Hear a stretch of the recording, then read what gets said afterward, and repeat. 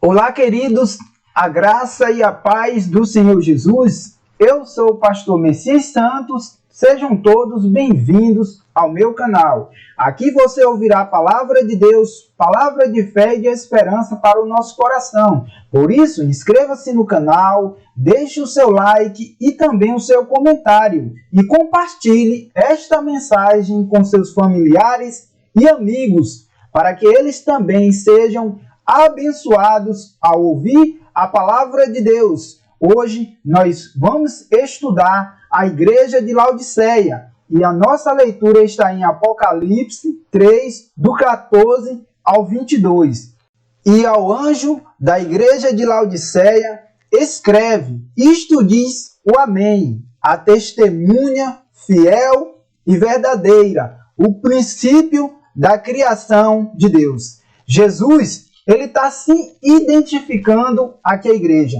Ele é o Amém, ele é a testemunha fiel e verdadeira. Ele é o princípio da criação de Deus. Então Jesus, ele conhece toda a nossa vida. Ele conhece a vida da igreja. Ele conhece cada um dos seus filhos, dos seus discípulos. Então Jesus está falando à igreja, se identificando. Mas quando a gente olha o cenário de Apocalipse 3, do 14 ao 22, a igreja de Laodiceia, Jesus está montando um cenário de juízo, um cenário de julgamento para poder falar com a igreja. Ele fala: conheço as tuas obras, que nem és frio nem quente. Quem dera fora frio ou quente. Então Jesus, ele conhece o nosso interior, ele conhece o nosso íntimo, e assim ele está falando para essa igreja. A igreja, ela não é quente, mas também ela não é fria. Ela está no meio termo. Ela é morna. Então Jesus está repreendendo, Jesus está chamando a atenção dessa igreja para como esta igreja está se comportando diante da sua presença, como ele está vendo essa igreja. Então Jesus, ele nos vê a nossa conduta, o nosso comportamento, porque obra aqui quer dizer aquilo que nós praticamos. Obra aqui refere-se ao nosso comportamento, refere-se à nossa conduta. Ele diz: assim porque és morno, não és frio nem quente, vomitar-te-ei da minha boca. Aqui, irmãos, é uma advertência muito forte, porque se a gente for parar para pensar, o que é vomitar? Vomitar, a gente vai compreender como rejeitar. Jesus está falando que por causa da condição atual desta igreja, por causa de como essa igreja está vivendo, por causa dele estar analisando as obras dessa igreja, ele poderá rejeitar esta igreja. É o que nós entendemos aqui como vomitar. Então a gente não pode ser aquele cristão meio termo, aquele cristão que às vezes quer obedecer uma passagem da Bíblia e outra não. A gente tem que pedir discernimento ao Espírito Santo, que o Espírito Santo venha falar ao nosso coração, para que a gente possa praticar a palavra de Cristo da maneira que Cristo deseja. Então, continuando aqui, aí ele vai analisar a igreja, como a igreja está se vendo, como a igreja se vê. Olha como a igreja é. Ele diz: como dizes, rico sou e estou enriquecido, e de nada tenho falta.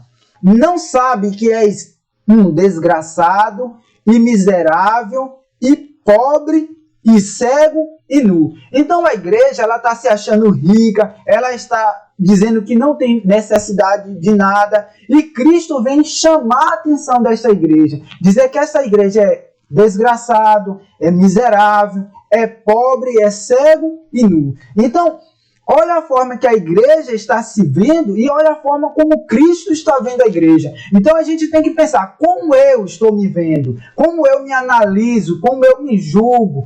Será que a forma que eu estou praticando o evangelho de Cristo é a forma que Cristo deseja? É a maneira que Cristo espera de mim? É isso que você precisa se perguntar, para que Cristo venha fazer a sua obra. E Cristo está nos chamando a atenção, porque Deus, ele nos ama, então é necessário que também ele nos chame a atenção, que ele nos tire da cegueira.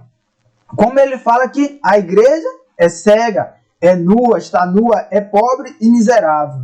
Então, Cristo está usando algumas palavras fortes, algumas palavras taxativas para chamar a atenção dessa igreja. Se você for analisar, ser pobre, de certa forma, já não é bom. Aí é pobre, é desgraçado, que é pior, é mais enfático, ele usa uma palavra que dá mais ênfase para a condição que ele está mostrando da igreja.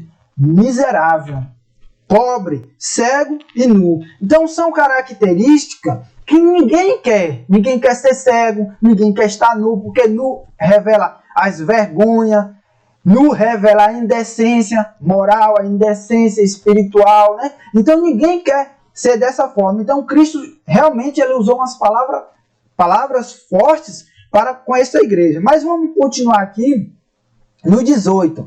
Como Cristo ele já criou um cenário, já falou com a igreja, já se apresentou à igreja, já mostrou como a igreja está se vendo e como ele está vendo a igreja, ele usou palavras taxativas, palavras fortes para falar com esta igreja, ele vai dar um conselho, porque Cristo ele traz para a sua igreja, ele traz para os seus servos conselhos que nos vai levar a um arrependimento, conselho que nos vai trazer clareza, conselho que nos vai tirar da nossa condição miserável. Então ele fala mesmo assim: aconselho-te que de mim compres ouro provado no fogo, para que te enriqueças em roupas brancas, para que te vistas e não apareça a tua vergonha, para que não apareça a vergonha da tua nudez, e que unjas os teus olhos com colírios, para que vejas. Então é necessário que, assim como Laodiceia, a gente venha prestar atenção ao conselho que Cristo nos dá, porque Jesus ele é misericordioso, Jesus é cheio de graça e de verdade, Jesus apresenta a sua verdade que liberta, a sua graça que salva, a sua verdade que santifica, a sua verdade que nos faz bem como pessoas, como igreja. Então ele fala: aconselho que de mim compre ouro provado no fogo. Ouro aqui que representa, lembra-nos, caráter. Cristo quer nos dar um caráter aprovado por ele. Porque o fogo também representa Deus visível. Então Deus trabalha no nosso caráter para nos dar um caráter perfeito, um caráter que valorize a nossa vida diante da sua presença. Para que te enriqueças. E roupas brancas para que te vista. Então, como ele falou que a igreja estava no estado de nudez, então ele apresenta as roupas. Que roupas são essas? São roupas espirituais que Cristo preparou para mim, para você, para a sua igreja, para que a gente se apresente bem na sua presença. E não apareça a vergonha da tua nudez. Então, Cristo não quer nos ver espiritualmente nus.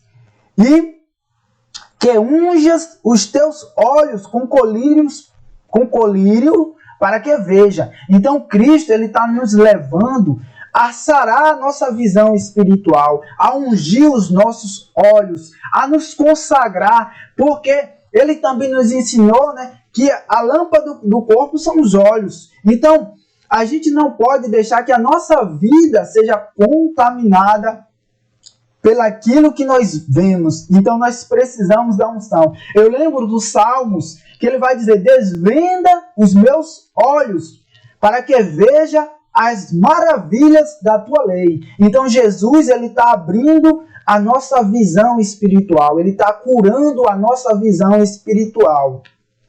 E ele continua, ele vai dizer: eu repreendo e castigo a todos quanto amo, sê zeloso e arrepende-te. Então Jesus está nos chamando a atenção, que ele castiga quem ele ama. Qual é o pai que não vai chamar a atenção do seu filho? Qual é o pai que não vai castigar o seu filho quando ele está no erro? Mas o pai, assim como Deus, não castiga para matar. Ele castiga para nos trazer a correção, para nos conduzir a verdade, para que a gente se arrependa. Por isso ele está falando: arrepende-te. Então nós devemos nos arrepender. Jesus sempre diz: arrependei-vos, porque é chegado o reino dos céus. A palavra vai dizer: arrepende-te. Então que a gente possa se arrepender. Eu preciso me arrepender, você precisa se arrepender, a igreja precisa se arrepender, cada um daquilo que errou diante de Deus. Nós precisamos chegar diante de Deus e confessar os nossos pecados. Porque quando nós confessamos os nossos pecados, Jesus nos perdoa, Jesus nos limpa. Ele é fiel e justo para nos purificar, para nos limpar, para nos sarar espiritualmente. Então o arrependimento é fundamental na minha e na sua vida, na vida de cada cristão e na vida da igreja. Então, continuando, ele diz, ser zeloso. Nós precisamos ter uma vida onde a gente viva com zelo. A gente não pode viver de qualquer maneira. A gente não pode viver de qualquer jeito. A gente não pode olhar para qualquer coisa. A gente não pode falar qualquer coisa. A gente tem que fazer a obra de Deus, viver a obra de Deus, ser a obra de Deus com zelo. Por isso ele fala, arrepende-te e ser zeloso. Então, continuando aqui, ele diz, eis que estou à porta e bato. Se alguém ouvir a minha voz e abrir a porta, entrarei em sua casa e com ele cearei e ele comigo. Meu querido, isso aqui é muito importante, porque Jesus é o dono da igreja, o Senhor da igreja, morreu e ressuscitou pela igreja, só existe igreja por causa de Jesus. Agora ele está do lado de fora, batendo na porta da igreja, pedindo para entrar. Pense bem, Jesus me criou, Jesus te criou. E será que Jesus não está do lado de fora das nossas vidas, batendo em nosso coração, nos chamando a atenção para entrar? Porque nós somos o santuário de Deus. Nós somos a morada de Deus. Então Deus ele bate no nosso coração, porque Ele quer habitar no nosso interior. Ele quer fazer a sua obra. Ele quer moldar o nosso caráter. Então é interessante, irmão, a gente abrir o nosso coração, a gente abrir a nossa mente, a gente abrir a nossa vida para que Cristo entre. E Cristo ele trabalha de forma coletiva com a igreja, mas ele também trabalha de forma individual com cada pessoa. Então nós precisamos abrir o nosso coração para Cristo entrar, porque Cristo nos criou. Cristo é o nosso dono, Cristo é o nosso rei, Cristo é o nosso refúgio, a nossa fortaleza. Não deixe Cristo do lado de fora não, viu? Deixe Cristo entrar, moço. Deixa Cristo entrar, moça. Nós precisamos ter essa dimensão, deixar Cristo entrar. E por que Cristo ele quer entrar nas nossas vidas? Porque ele falou, e cearei com ele e ele comigo. Aqui Jesus está falando da Santa Ceia. Nós só ceiamos com Cristo quando nós temos intimidade com ele. E ainda mais, Cristo disse que é para a gente cear, fazendo isso em memória dele. Será que a gente não já se esqueceu de Cristo, não? Será que Cristo não já está tão distante da gente que a gente já esqueceu? Então a gente tem que cear, celebrar para lembrar de Cristo. Então ele está chamando a atenção aqui da igreja. E cearei com ele e ele comigo. Então Cristo quer cear comigo, Cristo quer cear com você. Então que a gente possa abrir o nosso coração e receber Cristo em nosso interior. Porque cear quer dizer comer e beber. E que a gente possa comer e beber com Cristo. Comer e beber, a gente come e bebe todos os dias para poder viver. Então a gente tem que viver com Cristo. Esse negócio de deixar Cristo do lado de fora e passar fome, não. Jesus é o pão da vida. Então, vamos continuar aqui. Ao que vencer, lhe concederei que se assente comigo no meu trono, assim como eu venci, e me assentei com meu Pai no seu trono. Quem tem ouvido, ouça o que o Espírito diz às igrejas. Nós precisamos vencer, irmãos. Nós precisamos vencer para reinar com Cristo. Nós precisamos vencer porque a gente precisa da salvação. Não deixe Cristo não, não esqueça de Cristo não. Coloque na sua mente o objetivo de vencer com Cristo, o objetivo de ir até o fim com Cristo. E ele vai dizer, quem tem ouvido, ouça o que o Espírito diz às igrejas. Aqui ele já colocou para todas. Todos nós precisamos ouvir a vossa alma viverá. Ouvir para que a gente tenha vida em Cristo Jesus. Ouvir para que a gente não seja meio termo, né? Como ele disse que é morno. Morno é meio termo. A gente não pode ouvir a palavra de Deus pela metade, não. A gente tem que ouvir a palavra e guardar ela integralmente. Eu espero, meu querido irmão, que esta mensagem toque o seu coração, assim como tocou o meu coração, e que Deus venha nos abençoar com a sua presença. O objetivo desse estudo hoje é que nós venhamos abrir o nosso coração para Cristo, que a gente venha deixar Cristo entrar no nosso interior e em nossa mente. Amém? Que Deus abençoe a todos abundantemente no nome de Jesus. Que Deus abençoe a sua família. Que Deus abençoe a sua vida. E que Deus abençoe a sua igreja. Em nome de Jesus. Amém.